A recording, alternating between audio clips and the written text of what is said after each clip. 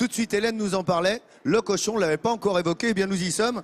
On est sur le ring porcin, me semble-t-il, avec le porc noir de Bigorre, hein, Hélène. Alors là, oui, je suis avec une jolie truie qui s'appelle Héra de la race porc noir de Bigorre. Regardez, petit moment tendresse quand même, hein. C'est le moment du nourrissage des petits porcelets. Alors elle s'appelle Héra, mais alors moi je vais vous parler d'abord d'une autre truie qui s'appelle Nini.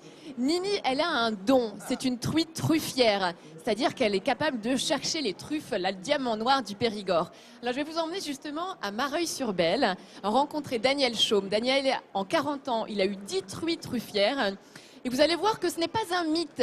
Les truies raffolent des truffes. Et ce reportage finira par vous convaincre. Au cœur de la Dordogne et de ses paysages paisibles, se trouve une exploitation agricole tenue de main de maître par Daniel Chaume. Ici, on trouve 250 vaches de race limousine qui font sa fierté. Mais quand Daniel enlève son habit d'agriculteur, c'est pour aller voir une bête qui retient toute son attention. Dans une cabane se cache une truie pas comme les autres. C'est Nini.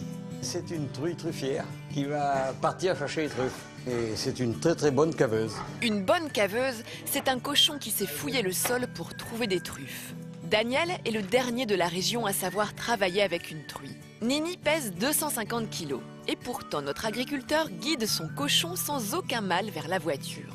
Une vraie confiance s'est instaurée entre l'homme et l'animal qui va se vérifier sur le terrain. Allez, nous sommes partis. Et les voilà partis à la recherche de la pépite noire. Daniel a commencé à travailler avec une truie à l'âge de 15 ans. Depuis, il connaît tous les coins propices aux truffes. Aujourd'hui, accompagné de ses petits-enfants, il va tenter de trouver les derniers champignons de la saison. Daniel est confiant car Nini, c'est avant tout 8 ans de carrière. Allez, Mani. Allez. Elle est en train de dormir, tu vois. À peine sortie de la camionnette, Nini n'a plus qu'une idée en tête, chercher les truffes cachées sous la terre. Avec son odorat très développé, elle va rapidement trouver la première perle noire. Nini est une véritable championne. Eh ben voilà les petits, voilà une truffe. Ah oui, ça c'est de la qualité. C'est pas gros mais... Ah, tu peux sentir, tiens, sens. Elle est jolie, elle sent bon. Elle sent trop bon. À l'état sauvage, un cochon ira chercher naturellement sa nourriture en retournant la terre. La technique est toujours la même.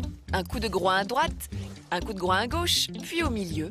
À la pointe de ce V se trouve à coup sûr le précieux champignon. Le défi de Daniel, c'est de prendre la truffe avant que Nini ne la dévore. Il fait alors diversion en jetant à proximité des grains de maïs. Le problème, c'est que Nini a fini par comprendre le manège. Il lui arrive de retourner la terre, même quand elle sait qu'il n'y a rien, juste pour la récompense. Non, ça sent pas. Il n'y a pas de truffe ici. Tel est prix qu'il croyait prendre. Aujourd'hui, c'est une truie menteuse parce que comme il n'y a pas beaucoup de truffes, ben, elle veut bien un petit peu de récompense. Donc elle s'arrange pour me faire croire qu'il y a une truffe et puis elle reçoit sa récompense. Voilà. En somme, c'est ça. Allez. Impossible aujourd'hui pour Daniel de se séparer de Nini. Nini n'ira pas à l'abattoir. J'ai dit que je gardais mon cochon jusqu'à la fin de ses jours. Et ça paraît ridicule, mais c'est comme ça. C'est parce qu'il y a un lien qui s'est créé, il y a quelque chose qui est fort entre l'animal et la personne. On a travaillé ensemble pendant 10 ans. Elle mourra de sa propre mort à la maison. Mais rassurez-vous, Nini a encore de beaux jours devant elle. De retour au bercail, l'animal va s'offrir quelques mois de repos. La saison des truffes est terminée et ne reprendra pas avant août. Ma foi, elle a bien travaillé, elle est bien mignonne. Maintenant, elle va dormir tranquillement et se faire des belles vacances.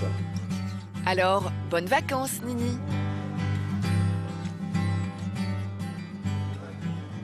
Ah, il y en a qui ne sont pas en vacances, en tout cas, c'est les cochons du Salon de l'Agriculture. Et ici, donc, c'est le porc noir de Bigorre. On vient de voir le don qu'ont parfois les cochons, la recherche de truffes. Armand, vous êtes directeur du consortium du noir du Bigorre. Quelles sont les qualités du porc gascon, parce que c'est l'autre nom qu'on lui donne? Donc c'est un animal qui est adapté à son milieu naturel, qui est habitué à marcher pour aller chercher sa nourriture. et qui peut vivre en extérieur. Et c'est un animal qui fournit un gras exceptionnel, très goûteux, et une viande persillée qui va lui donner une saveur extraordinaire.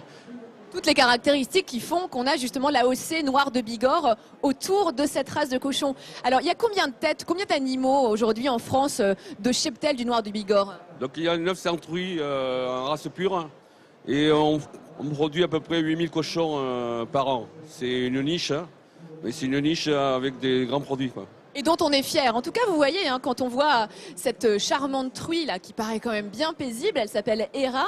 1, 2, 3, 4, 5, 6, 7, 8, 9 petits porcelets. Ce sont des animaux également qui sont de bonnes mères, de bonnes nourricières et qui font eh bien, aussi le terroir, la Gascogne, puisqu'on l'appelle aussi le porc gascon ou le porc noir de Bigorre. Donc voici encore des éleveurs qui s'adonnent à soutenir une filière, la filière de l'élevage traditionnel et des animaux rustiques. Merci Armand, en tout cas, et bravo.